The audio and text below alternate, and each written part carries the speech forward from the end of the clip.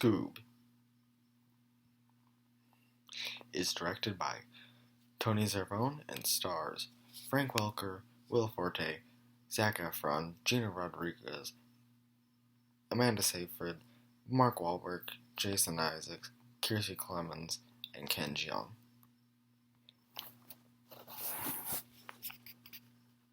And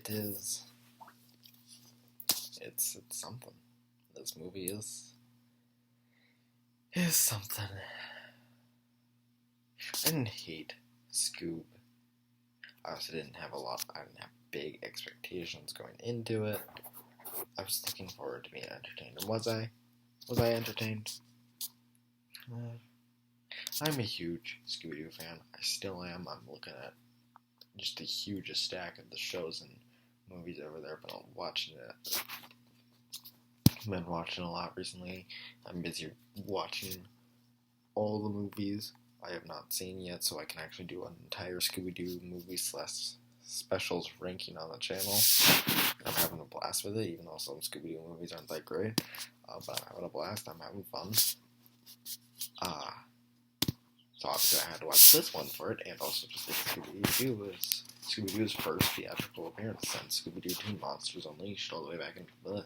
But it's also supposed to be his first animated appearance in theaters. Unfortunately, because of COVID-19, this movie was forced, instead of being delayed, it was forced to have a digital release, which I'm fine with. I didn't really care.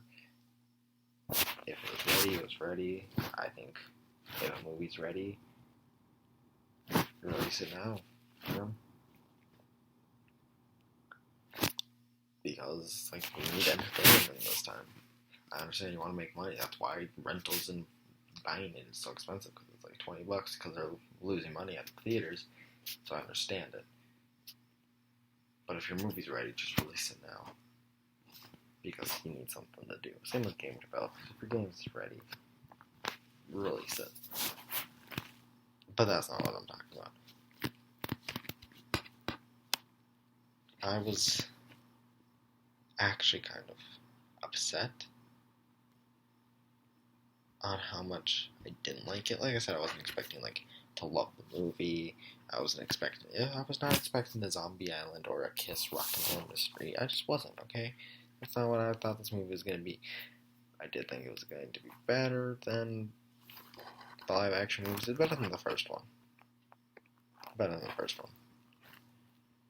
not a big fan of the first one, so. But it's trying to set up a universe. Hanna-Barbera's trying to come back or something, I guess. And it's setting up a universe, I guess. It's got a bunch of classic Hanna-Barbera characters in there, like Dynamutt's in there, Blue Falcon's in there, Dick Dastardly is in there, Captain Caveman's in there, Simon Cowell's in here. That was actually the Simon Cowell joke. Loved it. Thought Simon Cowell was hilarious, because that's not Scooby-Doo. No, that's a very Scooby-Doo thing to do. Just have a celebrity randomly appearing in this and be with the mystery gang for a short little bit. That's a very Scooby-Doo thing to do. That happens so much in Scooby-Doo. There's literally a show going on right now called Scooby-Doo and Guess Who, where they got a guest star every episode. It's actually quite funny. It's quite good. I enjoy it. I think it's a great show. Better than Be Cool Scooby-Doo.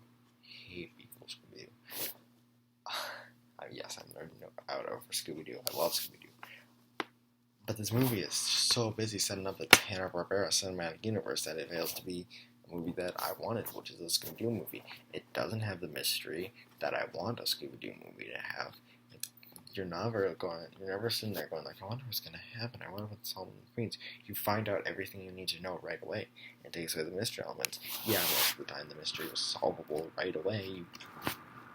Most of the time you knew who it was. Occasionally show a throw in a little gag of it not being there, and don't whatever. Flip out because he's how fast would you guys do that was?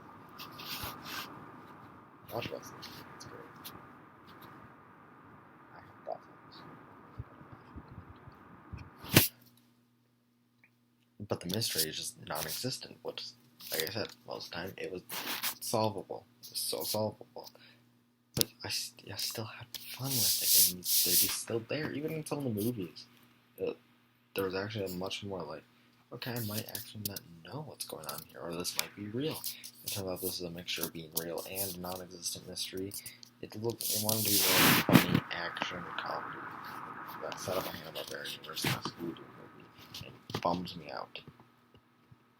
I think the voice acting is good, but it's not the Mr. Inc. game. Zac Efron, Gina Rodriguez, and Amanda Seyfried, they're doing great. I like them. They are having fun. I think. I feel like they're having fun. But they're not. They're both fortes, too. They're good. They're having fun, but they're not Shaggy, Fred, Daphne, and Velma. They're not. The current voice cast of Scooby-Doo is Frank Welker as Scooby and Fred, Matthew Lillard, who was Shaggy in the 2 live-action movies, and has since taken over since Casey Kasem died, Greg Griffin as Daphne, and more recently, since like 2015, Kate Micucci took over the role as Velma. And it's a great voice cast. Just put them in this. You already got Frank Welker. He's already doing Scooby. Put him as Fred. He's there already. Give him the script for Fred. I don't know what they're thinking, like, oh, we're gonna make it. We're gonna make it a big Hollywood cast. He didn't. You want to appeal? You are trying to get 2 audiences here. You are trying to get the Scooby-Doo fan base and kids. Kids don't care who's in their movie. They're not like, Amanda Seyfried is Daphne? Well, now I have to see it. And you're trying to get the Scooby-Doo audience. The Scooby-Doo audience is Scooby-Doo fans because they love the voice cast. The voice cast is great. So why not get the voice cast from the show? And if they, for some reason, had to go with this big Hollywood cast, why not just get the cast from those first 2 movies? Because those first 2 movies, they have flaws. They have flaws. But the people they chose to play the Mystery Inc. gang were not those flaws. They were great. Even Frank Welker was Scooby. But have Frank Welker voice Fred. Frank Welker's already there. It makes me mad. But like I said, they're fine. They're having fun. But it's not the Scooby-Doo gang. Put them all together in some other animated movie. It'd probably be fun. They'd probably be better. But they're not the gang. And I really rooting for them to be good. And like maybe this could be some sort of secret genius casting that could be overlooked and you've underlooked and be like, this is actually really good. But it's not. It's not. I liked Dick Dastardly. I thought he was fun. Dynamite I also liked. Blue Falcon I also enjoyed. I liked seeing Scooby and Shaggy's friendship. I thought that was pretty good. The animation's great. The animation is fantastic. I will say that. I love it. It's amazing. It's beautiful. Animation now is just, I love it. I think we're in some of the best era of animation. It's the most beautiful looking. We're getting realistic looking stuff with all the Disney movies. Pixar is just, well, Pixar is Pixar. You're always going to get good from them. Into the Spider-Verse with their comic aesthetic, and now Scoob with its really fun sort of update on the Hanna-Barbera look. Really great. I love all of it.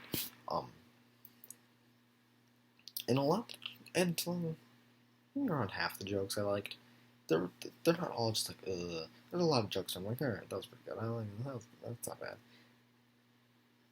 It was about half where I was laughing, half I was really. That's I am very disappointed in this movie. I wish I wasn't. There is one moment, probably one of my favorite.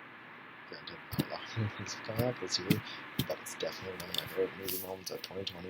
By the end of the year, even if we're getting the rest of our slate out and everything's coming out according to plan, it's still gonna be one of my favorites. Fred donning the ascot, the legendary ascot. You've seen the movie, you know the scene, and it's amazing, and I love it, and it's great. That being said, I'm going to give Scoob a 63 Scooby snacks out of 100. I think this movie could have been better. There are definitely moments where I'm like, that's good, I like it. It's above average, but it's not a movie that's going to be like, you know what, I'm in the mood for some Scoob, put it on. It's not going to go down. It's a classic in the Scooby-Doo mythos. It's not going to be remembered highly by fans, but it's not bad. It just could have been better. Have you seen Scoob?